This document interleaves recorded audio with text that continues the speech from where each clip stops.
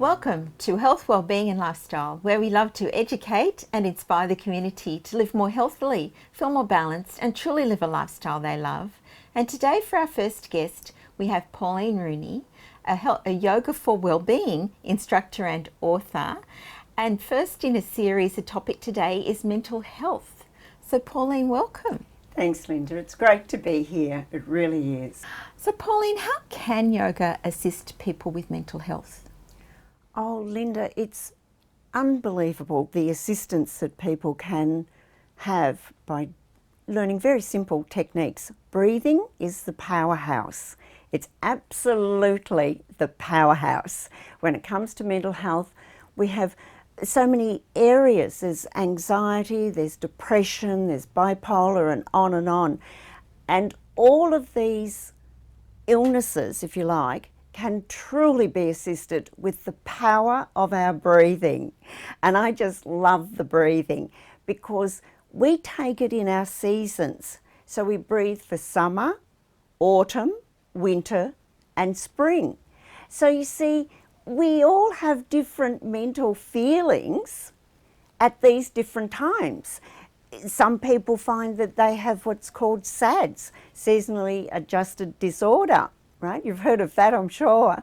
And so consequently, we breathe differently, and that settles our mind and calms us. So the breath, I cannot stress enough on the power of that. And when we're talking about breath, we're not just talking about breathing. Much deeper than that. We focus on the breath coming in through the nostrils right into the base of the lungs, and then we talk a lot about the diaphragm, how it drops down to let the breath in, pushes up to let the breath out. So that's a part of really learning that technique of the diaphragm coming in and out, focusing on which nostril is breathing best. I know this all sounds a bit interesting, but when you learn it, the power in this to steady your mind and refocus. And if you're anxious about something, your mind then starts to play games. I call it run a riot, but it does, and it thinks of things that are totally irrelevant. However, if we can come back to focus on that breath in and out through the nose, and focus it going into the lungs, flowing out, focusing on each nostril in turn, all of those types of things, we settle immediately, right? And that is what is so important, to bring the focus to one point. It's when the mind shatters out, if you like, and that's going here and there and absolutely everywhere, we feel out of control. So as soon as we come to one point, the mind seems to have time to recollect.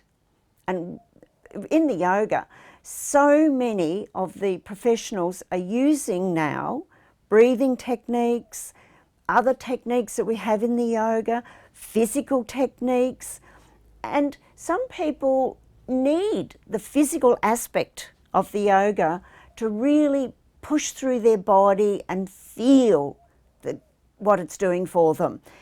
But with that, of course, Linda, every posture requires breathing. So when we move our arm, we don't pop it up in the air. We choose to breathe in to lift and breathe out to put down. So when you breathe in, everything is lighter, right? So it makes the mind lighter. It's a fabulous way to get into thinking of life, mental health or not. If we can all just breathe that beautiful, deep, deep breath, we'd all have a lot calmer lives, so I think. I don't think I know. And it'd be wonderful for all of us to calm down, to think one thought at a time. And we try to do too many things. We try to do this, that and the other, and somehow or other we've learned to have pride in how many things and jobs we can do at once. And that's confusing the brain, confusing our mindset. I'm a great believer in one job, one mind. And that requires one job, one mind, one breath, in and out. And that keeps us focused on that job. And if you've got mental health, you need to be able to focus on the job at hand. Otherwise, you feel you're not completing. You're not, and I'm sure you and I have both felt we've tried to do this and that and something else. We don't feel as though we've achieved everything successfully. Whereas and we probably haven't either, you know, but if we slowed that down and did one job with one breath, well, of course you're breathing in and out, but we say one breath, then you've completed that job calmly, completely, and with intent. So it's done much better. And then you go to the next one. But if you have a mental health issue, it doesn't matter across the spectrum of mental health. If we can really understand and appreciate that one breath, one job, bringing that mind back, I know I've repeated it, it's just so important. There's many techniques in breathing. There's what we call the alternate nasal breathing. There's what we call Nadi Shodhan. Then there's the Brastrika. It's the winter breath where you use your diaphragm to pump in and out. It warms and it really helps. Then there's the Kapalabhati, and that's spring and autumn. It's fabulous if you have hay fever or any of those types of things, which of course, if you suffer with those, you do have a lot of anxiety, right? It does lead to anxiety, I must say. Pauline, then what would be a takeaway for our viewers today? One of the best, simplest and fabulous takeaways, I believe, is using our tall man and thumb and bringing them together on both hands. And it's so good, Linda. You can have it under the desk, under the coffee table, or while you're walking up the street. You pop those tall man and thumb together and it calms you down, right? So if you're feeling a bit nervous or anything like that, pop those two together and immediately you calm down. And if you have got mental health or issues across that line, it works splendidly well because it brings you back into that one mind, one breath, one job. And even for us, you know, we all get a little anxious, we all get a little nervous. So tall man and thumb on both hands, and that's the best tip I can give you. So well, thank you, Pauline, for today. And now we'll go to break. For more information on Pauline Rooney and Yoga for Wellbeing, then please go to her webpage on our website, healthwellbeingandlifestyle.com.au. And after the break, we'll be back with another wonderful guest and another wonderful topic.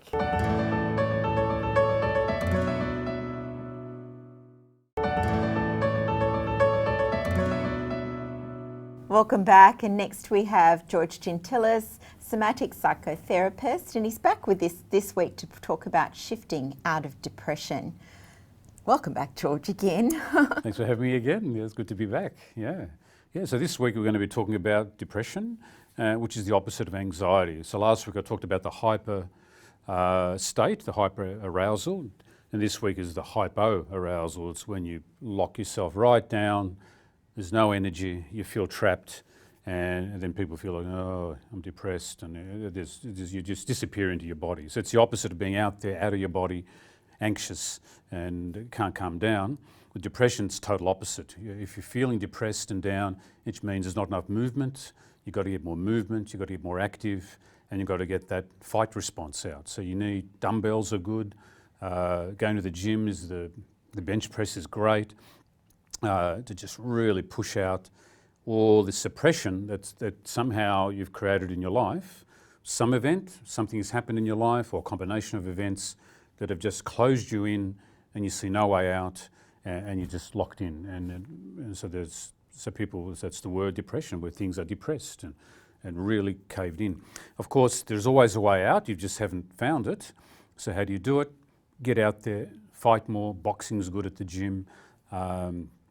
Connect with people is important because they'll break you out of it as well. Connection's huge with depression because normally you feel alone and like there's no one to talk to, you don't feel like you can go anywhere. TV's not going to help much, well it's helping now I guess watching this, but normally your TV is not a two-way thing, so you really want connection with people. You find people you can connect with, get out, socialise, move, and know that there is a light at the end of the tunnel, is what most depressed people will say. I can't see the light at the end of the tunnel. They're locked in because the fight response, they just haven't been able to push out all this stuff that's come at you. And again, triggers from the environment that bring up childhood experiences, bring up a trauma, and then you feel trapped and you can't break out. Something happened, we don't have to know what. If it's really bad, it can be a suppression of a lot of pain and grief. If you don't release, especially for men, if we don't cry, the depression builds and builds and builds to the point where it feels like, oh, this is the pain is so great of that grief and that sadness and the hurt that I'd rather kill myself rather than feel it. So just know that's all it is. It's just pain you can't express. Find someone you can ring and talk who will listen to it, or find a therapist, or get it out in the gym.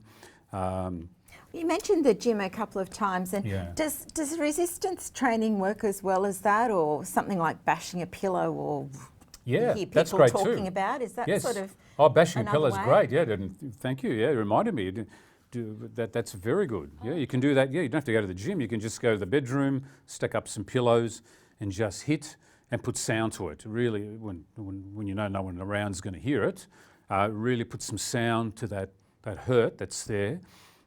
And as that hurt comes out, and you let yourself cry, if there's the need to cry, that will relieve it. And then normally what will be under that is anger. Anger for the person or the thing that created that suppression and just boxed you in to the point where you just had no option. The other one it's important to do is to breathe in your chest. We talked about last time about breathing in your belly for anxiety because it's too much chest breathing. Depression's the opposite. It's too much belly breathing. You're two in your belly and there's nothing in the chest. It's literally the chest. When I'm looking at people who are depressed, you'll see it. You'll have the shoulders hunched over, the concave chest, and people aren't even breathing in their chest. So just breathing in your chest more makes a big difference. Deep chest, forget your belly. If you're depressed, breathe deeply in your chest and put sound to it, and sure enough, it'll be some pain, and then anger underneath that. And as you express that emotion, the energy flows again, you come alive again. It won't hurt as much, so the suicidal tendencies drop off, and then there's more light at the end of the tunnel again. Very powerful. Another good one to use more of your chest is to sing. Sing in the car, out loud. I'll do it often if I'm feeling a bit flat in my chest. Take some breaths, get in the car, put on music loud, and just sing to your favourite music. And very healing, and just belt it out, because that'll release anger as well. Because when you're angry, you're normally loud. The voice is loud. People who are depressed are normally very softly spoken. Yeah, things are fine today. All is good. It's very softly spoken. You got to get that voice up, and to do that, breathe in your chest, sing in the car, go into the bush or whatever, and yell and scream if you have to. Very healthy, and sure there'll be tears, maybe with that, maybe pain or grief, but they both need to be released, and very important. You can't, and you won't, and naturally, if people say just cheer up, that's not going to help. That doesn't help. Doesn't help a depressed person to tell them to cheer up. That's the worst thing you can say. There's so much pain there, so much grief. You want to be able to express that first, and someone needs to be there with you to let you express it, and someone will be neutral. And if it's too deep, that's when you go see a therapist, because your friends can't handle the depth of it, because it's going to trigger them, and then they feel the weight of their stuff coming up. So it's best to see a therapist then if it's really strong, or if it's suicidal, or just deep grief where there's so much pain, and it turns into fibromyalgia, comes from that. A lot of autoimmune systems, a lot of pain in the body, muscular pain. It turns into disease if you don't deal with it. So, and cancer's a big one. That we're linking that to people being too nice. If you look at the characteristic of someone who gets cancer, too nice. You got to get angry. You got to fight and get out there and just face on whatever that thing was that depressed you. Even if you don't know what it is, something's there. Again, mostly from childhood, probably. You got to hit it, fight it, get sound out.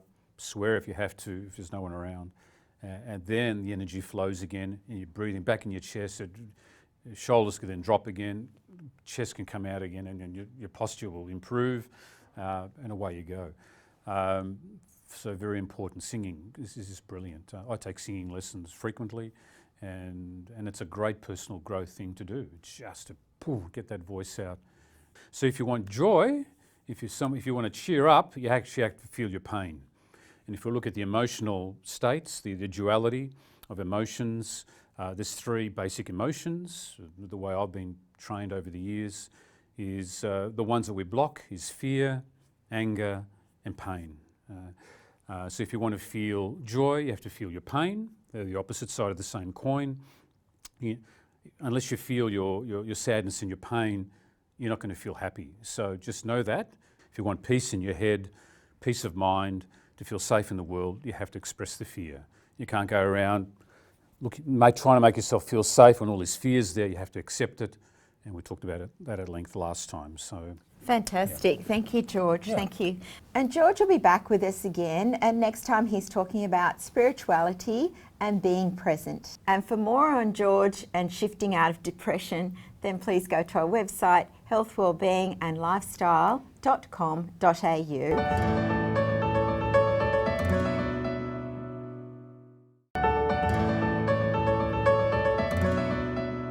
And for our next guest, we have Dr. Zara Chelik back with us, our integrative health and wellness expert.